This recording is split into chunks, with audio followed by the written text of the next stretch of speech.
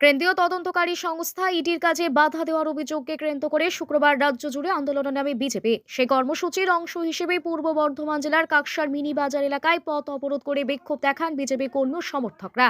ঘটনার সূত্রপাত বৃহস্পতিবার, যেদিন সল্টলেকে আইপ্যাকের অফিস এবং আইপ্যাকের কর্ণধার প্রতীক জৈনের বাড়িতে ইডি তল্লাশি চালায়।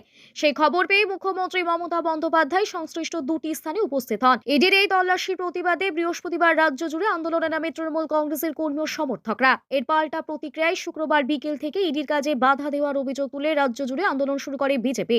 সেই কর্মসূচির অংশ হিসেবে বিকেল প্রায় 5টা নাগাদ কাকসার মিনি বাজারে পানাগড় মোড়গ্রাম রাজ্য সড়ক অবরোধ করেন বিজেপি কর্মী ও সমর্থকরা। বিক্ষোভ চলাকালীন রাস্তায় টায়ার জ্বালানো হয়। এর জেরে ওই রাজ্য সড়কে যান চলাচল সম্পূর্ণভাবে ব্যাহত হয়। খবর পেয়ে ঘটনাস্থলে পৌঁছায় কাকসা থানার পুলিশ ও কাকসা ট্রাফিক গার্ড।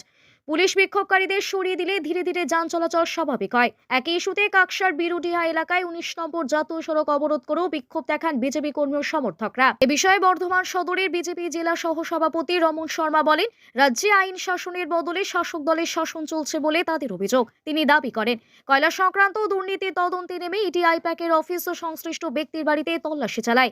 এই ঘটনাকে ঘিরে রাজ্য সরকারের ভূমিকা নিয়ে প্রশ্ন তুলছেন তিনি। যদিও তৃণমূল কংগ্রেসের তরফে অভিযোগ মানা হয়নি। পরিস্থিতি নিয়ে রাজনৈতিক চাপানোত্তরের মধ্যেই প্রশাসনের তরফে আইন শৃঙ্খলা বজায় রাখার জন্য পর্যাপ্ত ব্যবস্থা নেওয়া হয়েছে বলে জানানো হয়েছে। সার্বিকভাবে ইডির তল্লাশি ও তা ঘিরে রাজনৈতিক প্রতিক্রিয়াকে কেন্দ্র করে কাকসা সহ রাজ্যের বিভিন্ন অংশে উত্তেজনা আন্দোলনের ছবি সামনে এলো।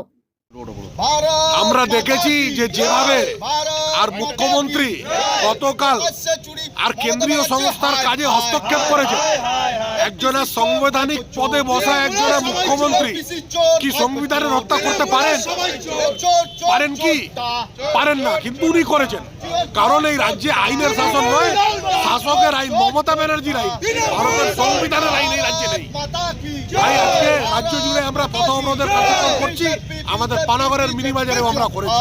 মুখ্যমন্ত্রীকে দেখা গেল যে ফাইল নিয়ে তিনি চলে যাচ্ছেন। উনি কি তথ্য গোপন করছেন?